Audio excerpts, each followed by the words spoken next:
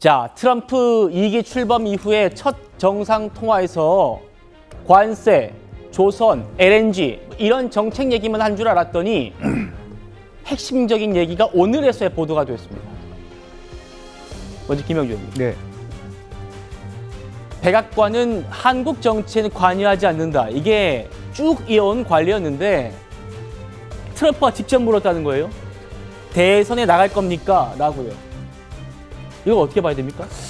글쎄요. 지금 현재 이제 트럼프가 처해진 상황이 국제적으로 보면 G7, 일본과 캐나다, 나머지 유럽 국가로 이루어졌는데 사실은 캐나다와 유럽 국가들 간에도 상당한 신경전을 벌이고 있습니다. 그렇죠. 일본과 한국, 즉 미국이 원하는 그 상대의 집중적인 공격 대상 국가는 중국인데 한국과 일본이 상당히 중국과 인접된 국가고 또 혹은 무역 상당한 어떤 흑자를 갖고 있는 국가로서 굉장히 한국과 일본이 지니고 있는 미국의 어떤 통상 정책에서의 중요도를 얘기함에 있어서 새롭게 떠오르는 한덕수 총리의 어떤 뭐 역량, 경륜 그리고 실제적으로는 뭐 소통, 즉 통역 없이 바로 다이렉트리 소통할 수 있다라고 하는 장점 이런 것들을 아마 높이 산 거 아니냐라는 생각이고요. 네. 경제통상 전문가였다라는 측면도 알고 있고 또 소위 엠파이어라고 하는 대국들은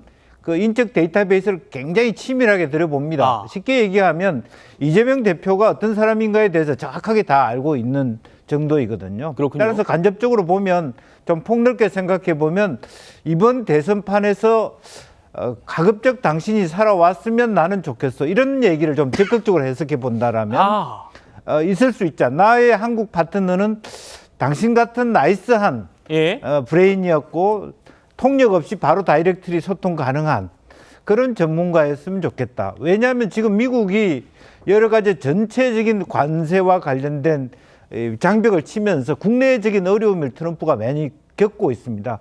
그런 부분에 있어서 한국이 어떤 스탠스를 취하냐가 굉장히 중요한데 이번 28분 통화를 통해서 어떻게 보면은 일본이 상당히 많은 선물을 갖고 갔음에도 불구하고 일본보다 한덕수 총리가 훨씬 더 말하면 트럼프 대통령의 환심을 많이 샀지 않느냐. 그리고 그동안에 이 협상의 패턴을 잘 읽어낸 거 아닌가 그렇게 보여집니다. 그렇군요. 통상적으로 미국은 공화당 정부든 민주당 정부든 간에 한국 정치, 한국의 보수 정부가 들어서든 진보 정부가 들어서든 간에 정치 관여하지 않아 왔습니다. 그런데 직접 트럼프 대통령이 대선에 나갈 거냐 이렇게 한덕수 대행에게 물었다는 건 당신 같은 나이스한 사람, 이거 이제 김영주 의원님의 해석입니다만 당신 같은 사람과 내가 파트너가 되고 싶다 이런 말로도 해석된다. 그런 관리를 깨고 말할 정도면 그런 해석이었습니다. 김기현 대변인님. 여기서 이제 한덕수 대행의 답이 더 관심이에요. 여러 요구와 상황이 있어서 고민 중이다. 고민 중이다. 분명히 저희가 어제까지만 해도 뭐 대선에 디귿도 꺼내지 마라 이렇게 말했다고 했는데 정작 트럼프와의 통화에서는 고민 중이다. 자, 그리고 이런 보도가 나왔는데도 총리실이 여기에 대해서 오보 대응을 안 하고 있어요. 네. 제가 볼 때는 총리실의 누군가가 특정 언론사에 이거를 소위 말해서 리크, 누출시킨 거 아닙니까? 의도가 다분히 있다고 보고 있고요.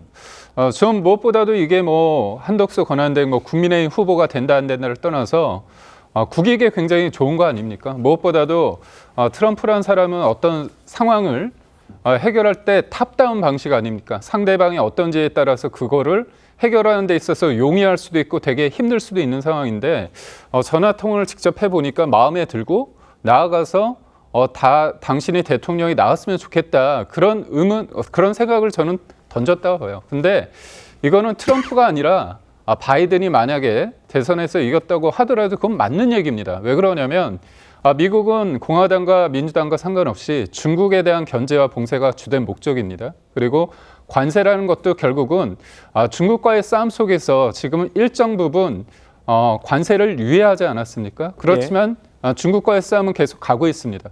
근데 우리가 누구나 알다시피 이재명 대표가 어떤 분입니까? 그리고 민주당이 이번에 대통령을 탄핵할 때 1차 탄핵안에 뭐가 있었습니까? 북중러를 적대시하고 일본 중심의 기이한 외교를 했다. 네. 이 부분에 대해서 미국 조에서 바라볼 때 이 탄핵 세력이 한미 동맹과 한미일 공조를 약화시키는 거 아니냐. 이거는 제 말이 아니라 이른바 이제 김영 공화당의 김영 하원 의원이 한 얘기입니다. 그런 측면에서 봤을 때 트럼프 입장에서는 한덕수 권한대행이 굉장히 관심이 있을 것 같고요. 말을 섞어 보니까 이 사람과는 뭔가 해볼 수 있다는 그런 느낌을 받았겠죠. 그런 측면에서 저희가 되게 기분이 좋은 게 뭐냐. 저 전화 통화가 끝나고 나서 트럼프가 측근들한테 그런 얘기했다는 거 아닙니까? 요 관련해 가지고는 네. 한국과 일본 동맹에 대해서 무역 어떤 협상했을 때 뭔가 좀 관심을 가져달라 그런 얘기를 우선적으로 했다는 해라. 겁니다. 예. 그 이후에 뭐가 나왔습니까? 이 유해가 나오지 않았습니까? 그런 측면에서 봤을 때 한덕수 권한대행의 어떤 파워 이게 그냥 적나라하게 며칠 동안 이게 다 보여졌다. 그런 의미에서 봤을 때 이거는 뭐 국민의힘 지지자뿐만이 아니라 국민들이 좋아할 일이다 이렇게 봅니다. 예, 최진영 변호사님. 지금 저 얘기를 좀 해보려고 하는 거예요. 이 통화 직후에 트럼프 대통령이 뭐 중국을 빼고 나머지 전 세계 국가의 관세 유예하겠다 이렇게 발표했잖아요. 그래서 오늘 우리 주식시장도 5%포인트 이상 급등을 했습니다. 8개월 만에 매수 사이드카가 발동될 정도로 주가가 급등하기도 했는데 물론 뭐 오늘 이 주가가 급등한 게 뭐 어제 한 통화 때문이다, 덕분이다 뭐 이렇게 볼 수는 없겠습니다만 백악관에서 이렇게 말했어요. 트럼프 대통령은 우리의 가장 긴밀한 동맹이자 교역 파트너 일본과 한국 이렇게 콕 집어서 한국을 긴밀한 동맹, 교역 파트너 이렇게 언급했단 말입니다. 이 정도도 좀 좋은 시그널 같아요. 트럼프의 돌직구 그리고 한덕수의 결정적 한방 뭐 이렇게 그 상황을 정리를 하고 싶은데요.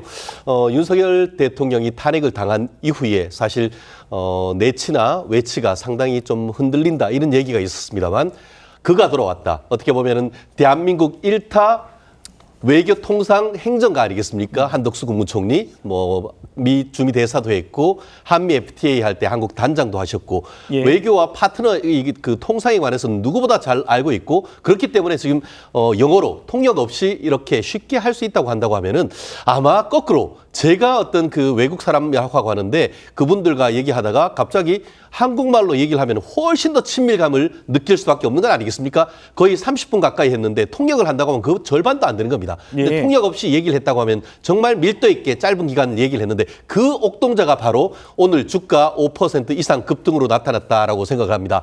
그렇다 보니까 한덕수 국무총리도 제가 그 나름대로 굉장히 잘 포석을 던졌다. 무슨 말이냐? 나 대통령 관심 없어. 이렇게 하면은 트럼프가 뭐라고 하겠습니까? 오히려 나 고민하고 있다라고 하면은 트럼프로서도 이거 봐라. 앞으로 내 그럼 한덕수 그 대행하고 좀 심각하게 협상을 해도 되겠네 하는 힘을 실어주는 그런 역할도 되고 나아가 한덕수 권한 대행 같은 경우에는 국내에 던지는 메시지도 살짝 흘림으로써 예. 일석이조의 효과를 거뒀다. 이렇게 평가하고 싶습니다.